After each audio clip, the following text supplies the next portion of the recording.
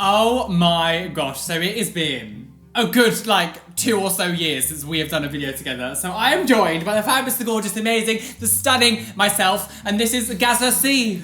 You know I hate being called Gaza. Why did you do that? You waited till the camera was on to do it. Yeah, as well. I did. It's because I like. You are the devil. This is my friend Gary C. Oh, Gary C. That's me. How are you doing? I'm good. Are you excited about being back on Roly und Gashar? I'm here. We don't use that anymore. No, we just don't. Roly. That was my dead name. So I wanted to do a queer chat with my good friend Gary because, now, you won't mind me saying this. We're all friends here. Well, I kind of have to. Otherwise, there's no point in doing the video if you don't tell them how old I am. They're like, oh, he's just another spring chicken. Another young twink trying to make a name for himself. Gary is 10 years older than me. He obviously grew up as a teenager in the 90s. I grew up as a teenager in the noughties. I just want to know what the difference is between what it was like as a gay person in that time period. So when did you first realise that you were gay? What was your coming out kind of experience like at a young age? Well, one of my first things was when I was intrigued by a pop star who was in a band called Juice. Now, some of you out there probably won't know who Juice I don't are, know what that is. But they were a pop group, kind of stepsy, and they had a couple of songs, like a song called On the Bible. On the Bible, I will swear. No? Oh. On the Bible, I will swear. It wasn't a Christian thing before you say. It was a bit of a sort of tongue-in-cheek thing. One of them was called Craig, and I recently got in touch with Craig to say, you were part of my gay awakening. He messaged me back and said, oh, nice to hear from you, because he's an actor now. I thought you were going to say he replied to you saying, oh. He replied back to you saying, where are you? Are you on Grindr? Oh, girl, it's my lucky month. Could you imagine your teenage crush gets in contact with you when you're older and is like, let's get it on? I'd be like, oh, God, this is a film. But yeah, I do remember that. But I remember also hiding a picture of him behind one of my Madonna pictures. And I mean, Madonna, come on. Madonna. The writing was on the wall. Erotic. I loved the erotic area. Erotic and Justify My Love, my two favourite Madonna songs. I love it. Yeah, it's so funny how people talk about Gaga and the gays and the sexual awakening of the noughties. But Madonna was doing things in the 90s that nobody even dared talk about, let alone show on screen. Now it just seems normal for a woman to be flaunting up the outside of her. Well, she was naked on the streets, thumbing a cab in one of the pictures of her sex book. So yeah, I had pictures of Madonna everywhere. So maybe that was part of my sort of sexual awakening. I wasn't sexually active not until my mid-20s. I spent most of the 90s playing a lot of people out there are going to know this game, going to family events and when are you going to get a girlfriend? And sitting around the table and everybody talking about their girlfriends, boyfriends. I remember those times. The only person that would really ask was my great uncle. So I live with my grandparents. So when I say uncle, I mean my great uncle, just because that's how I saw. So I would see him all the time, and he would always so you seen any girls in lately, boy? Oh, yeah. And I'm like, no. I bet you're a right hit with the ladies. Yeah, my best mate. Yeah, we love a bit of Kylie. I used to be called up. People say to me, oh, I bet you're a right heartbreaker. There's probably videos out there on the internet of lists of things that people say to LGBT people, and you kind of just assimilate and just nod and agree and just go with it. And that was my life for 28 years, essentially, until I came out to my mum. She told my dad. So I've never had that conversation with my dad, even now at 37, which was why I think the film Love, Simon got to me so much, just because I never had any of that. The teen romance, I hear friends on YouTube that are in their early 20s now. They had queer kids in their class, everybody was out. Well, the one person that came out in sixth form was gone within 2 weeks because he'd been bullied out of the school. It's so alien to me. Being gay to me was having AIDS, HIV, being a faggot. And it was the dirtiest thing. Yeah. I've got this sort of inbuilt thing now, that self-hatred about it all. Yeah. To the point where... And that's really sad. It is sad, but the fact that I go to Pride events now and I don't feel part of it. I can walk in the parade with a big company like Barclays and I can feel that pride in the parade. But when the parade's over and it's time to socialise, I just want to go home because I don't feel like I'm part of it. Well, I've never been in a relationship as well, and I do accredit that to the fact that I do associate the whole gayness with problems, issues, drama. Yeah. So I've kind of avoided it, not just for myself, but also I would flick through, because I've said to you before, I have Grindr, but it's a blank profile, and I flick through just looking at people and stuff, and I say to myself, they don't want someone with mental health issues, or they wouldn't want someone 37. And I talk myself out of even messaging people. I think as well, you have to remember that there are so many people who are literally just like you, who'd be feeling the same way, who get worried, who get nervous. And I have the same feelings when it comes to my alternative look, because we tend to go to clubs around here, places where a lot of Twinkie guys will be. Not me. I don't need that. He's completely obsessed with heaven. So we always go to clubs and stuff where basically I'm more of the outsider because I don't fit into that thing, but we went to a club last week that I'd never been to before, and I was surrounded by my people, like people who more represent me. Oh, this is what it's like. And it felt really good. It's the first time I've ever been to a club and I hadn't felt uncomfortable. And for you on like Grindr and stuff, and I think there was going to be a lot of people on those apps and on those things who are just feeling as anxious as you are. And I think it's quite a sad thing that people are a bit nervous to talk about actually how anxious they are to meet people and how, you know, to get involved with people in relationships and how, you know, your past and when you grew up has affected you in your life now. It's funny you said that about the feeling of belonging. Mm-hmm. I think that's part of my big issue with the gay community. I can do these charity events, I can speak at things, I can inspire people on YouTube, but when you and yourself have that incomplete self, that half self, it's kind of all for nothing. Like we've got friends that have their relationships online and I see them and you wish them death? Well, I don't wish them death. I'm not sitting there thinking, I want that. I'm thinking I'd at least like a chance at that. And I know that there are probably people watching this going, well, you just have to put yourself out there and stuff. Long before Grindr, there was a website called Gaydar, it's still about, and that was like a hookup site. And I remember hooking up with a couple of people and the fear and just being very nervous, them not being who they sort of said they were. And as a young gay, it was very like, is this what being gay is? Is it all a fraud? Is it all lies? Like, I relate to your story a bit because we definitely both have same fears when it comes to putting yourself out there. We're definitely both in that boat. Obviously with my last boyfriend, it just messaged me on Instagram. It wasn't even like I was even looking for someone. It just kind of happened. Graham lover. Exactly. But like, if it wasn't for that, I would have never met him to start with. Those situations for me only happened by chance rather than me putting myself out there.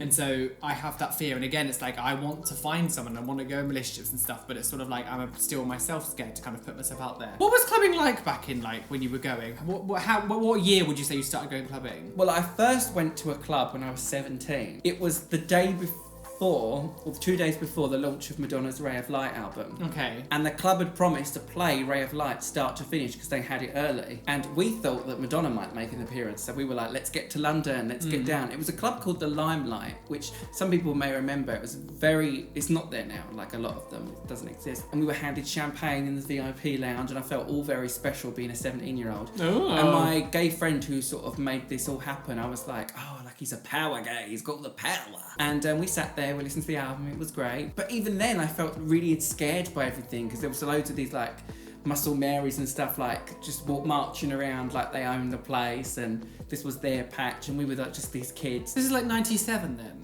Yes, 96, 7, yeah. So that was my first experience. My first experience of like clubbing, like dancing, was at the old GAY at Astoria. They used to have people come every week like they do at Heaven Now, big acts. And I went along. I can't remember who was the first act I ever saw. Me.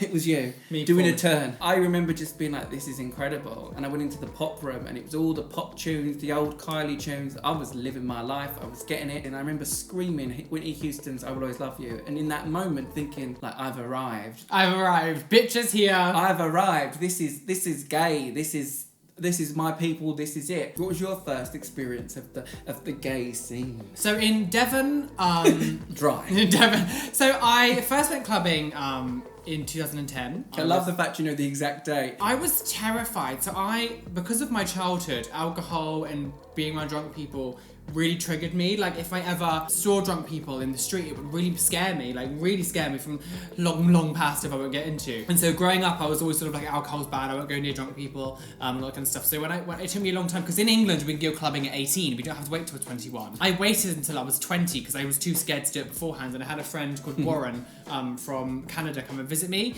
and we all went out clubbing because he was like, come on, let's go clubbing for the first time. 2010, it was September, and like it was the most intense kind gay of... clubbing? Yeah, gay clubbing, right. gay clubbing. What, in Devon? Yeah. There was one club called The Vault. Enter at your own risk. Yeah, exactly. Go down decapitation. I was walking down and I could just feel the music getting louder and louder. You were like, I feel it in my chest. Yeah, I could feel it in my chest, and I'd never, because I love dance music. I'm obsessed with rave music, and at that time, dance music was still kind of okay in the charts. Like it wasn't sort of flooded out too much. So I remember going down there. It was like this big scene, and there was so many gay people around me, and I was a bit kind of like, I walked in and I was a bit kind of like.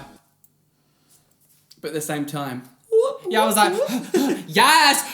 And I got quite drunk, and me and Warren were dancing for ages. We had my friend Rebecca with me as well, and it was amazing. I had so much fun, And then that January, February time, I came to London to visit some friends down here, because at the time I was on a collaboration channel called 5 Happy Brits. And so then we went to Heaven for the first time. So I went straight from this tiny, tiny club in Devon straight to Heaven, like straight away. And Heaven is humongous. And they were having like a theme night that night, and it was like bondage or something, and there was like cages with people in, people like tied up on the walls and stuff, all just like a scene thing. And was on one side you were like, whoa, and the other side you were like, my people. It was insane. And like going from like being in a club that maybe had like 50 people in to literally like almost 1,000. It was like, what the hell? Multi-levels. Multi-floored, multi-level, like... You could get really lost in that Heaven. Yeah, Heaven is huge. It was incredible, and I was this 21-year-old experiencing it for the first time, and then I hated from that time on forward though, going home and then clubbing in Devon again, because it was so lackluster compared to London. Who's he looking for? No, I can hear Callum moving. You can I was hear like, boy! the rabbit scuttling around. Hi, McSwagulous. Hello. How are you doing? I'll cover the I'm other good. nip with the shoulder. I was gay in the 90s. Was you? Is that when you came out? No, I realised I When was gay you a in teenager? 98. The noughties. Callum, did you find in your area, like, were you very overtly, like, camp when you were younger, or was it, like, not a thing, or, like, you know, what was your... I know you're going to find this very hard to believe, but I was very straight acting. I was very masculine. So you were a bully? I wasn't a bully. Let's not associate mask with bully. But I was in a very rough area, and I made myself fit in as much as possible in order to not, like, draw And you're attention making to yourself myself. and you're making yourself fit in now. Just like a perfect thumbnail. I'm a chameleon. I just got flagged now because of him. Growing up in, obviously, in your area and stuff and being young, was there anything spoken about gay in school? No. What we had as sex education in year 6 at primary school was a TV presentation of naked people, a naked mum, a naked dad, a naked little girl, and a boy. Mm-hmm. And you saw their nakedness, and they were playing tennis. There might be people out there that have seen this video. Is it a cartoon? No, it's people, real people. Real naked... Okay, Playing weird. tennis, and then every now and then it sort of freezes on one of them and zooms in. The testes are here. At a certain age, the Even male... that's meant to be educational. Surely filming children doing that would still be classified as paedophilia. Well, I don't know. Again, things have changed now. I think TV is a lot more sexualised and stuff now. Before, it was also... You had to look for, like, the sexual meaning in it. Because now it's pretty hardcore, like, especially with the gays. Like, you only have to look at the soaps, and there's, like, 2 gays here, 2 gays there. None of that representation. No. I remember my first experience of seeing gay people on TV. It was late at night. It was Madonna's In Bed with Madonna documentary film of her tour, Blonde Ambition tour. And I had the TV down really low, like micro low. I had my cover over the thing, so there was no glow, creating a glow under the things. That's incredible. So I was proper stealth with it. I didn't think, oh, there's people like me, but the gay dancers in it, when they're all messing about and she's giving a blowjob to a bottle and they're all joking and laughing. I remember just thinking, wow, like, what is this, like, queer life? And then the second time I saw gays on TV that impacted me was Queer as Folk. See, I didn't watch it until I was older. Now, I watched it when it first aired, and it was a rude awakening.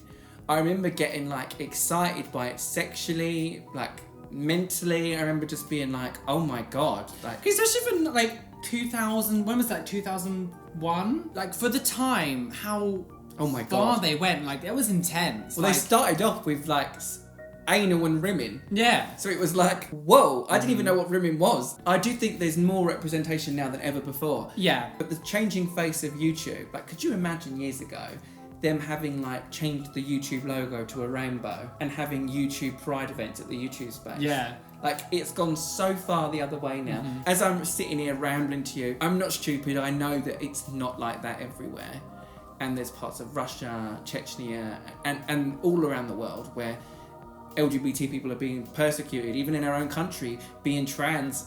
Just the trans person on TV sparks a massive debate about the existence of people being trans. Like, Well, that's the thing, though. I think it's definitely trans and non-binary issues and all that stuff is like become the more forefront of where the main discrimination goes now. Obviously against gay people and stuff, and gay and bi and all that stuff, like, does happen, like, a lot still. I think we're at a better place with that. I think now it's just the non-binary trans stuff. in the UK, we're saying. Yeah. Like, we can't talk for everywhere. I think that has become more of the kind of main attack system towards LGBT people now. We did joke earlier on about someone I know who was wearing a guy wearing a fluffy hood thing, and I said, oh God, I'd never wear that where I live, I'd get a slap in the face.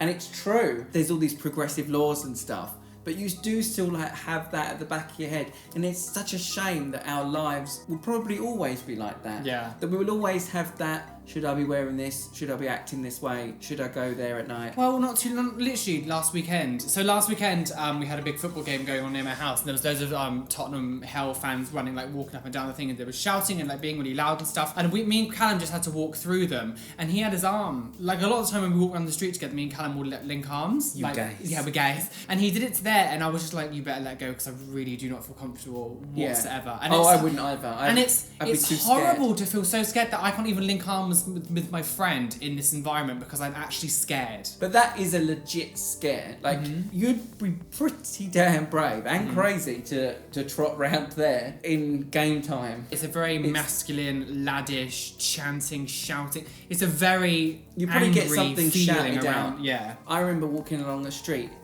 parallel to my road where I live, and a couple of drunk guys like hung out the window and went faggot, and that was me just trotting down the street on my own. I associate that word growing up in the 90s. Let's bring it back to the video. Yeah.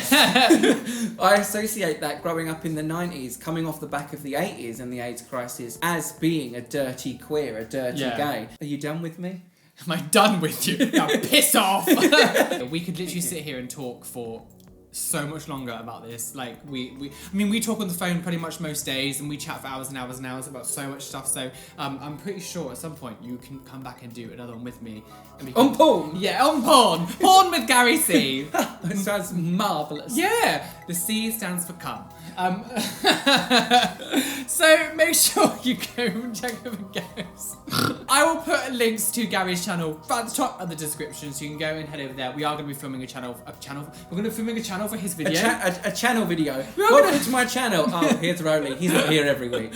So we are filming a video on his channel as well. So make sure you go check that out. I will link it at the top of the description as well. Thank you for being on my channel, You're my welcome. love. It's been great. And it's been give me a nice squeeze, because this is how I like it. Ah, now you're gonna have my makeup all over your face. That's okay. I could do with some extra.